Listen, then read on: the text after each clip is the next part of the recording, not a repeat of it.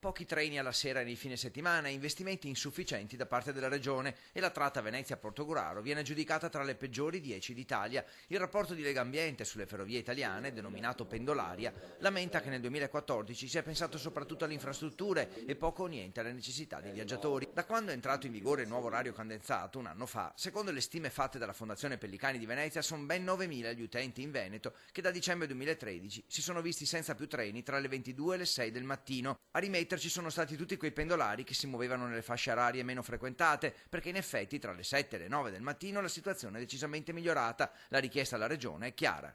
Investire su questo, quindi metterci delle proprie risorse. Con queste risorse si possono, da un lato, razionalizzare l'offerta dell'orario cadenzato che non è affatto adeguata, intervenire nelle fasce dove ci sono dei vuoti che vengono richiesti. Venezia-Portogruaro si è vista cancellare 25 treni nel periodo natalizio. Nei giorni lavorativi c'è un treno ogni 30 minuti e la domenica uno ogni 2 ore. E se si parla di città metropolitana, com'è possibile, chiede Legambiente, che tra Mestre e Spinea, 8 km di distanza, l'ultimo treno sia alle 20:26? Per arrivare a Venezia nei giorni festivi prima delle 7:18 non è possibile. Per i centri minori addirittura, quindi Fossalta, Meolo, Ceggia, il primo treno che arriva a Venezia addirittura alle 8:56 nei giorni festivi. Difficile anche la situazione in montagna. Da Venezia a Calalzo ci si mette 30 minuti in più col nuovo orario e l'ultimo treno parte da Padova alle 21:30. Non va meglio le linee a cavallo tra Veneto e Friuli Venezia Giulia. Disagi sono registrati nel tratto Casarsa-Portogruaro. Gli amministratori chiedono più coordinamento per i comuni che si trovano sul confine. È grave la mancanza di coordinamento tra le due regioni,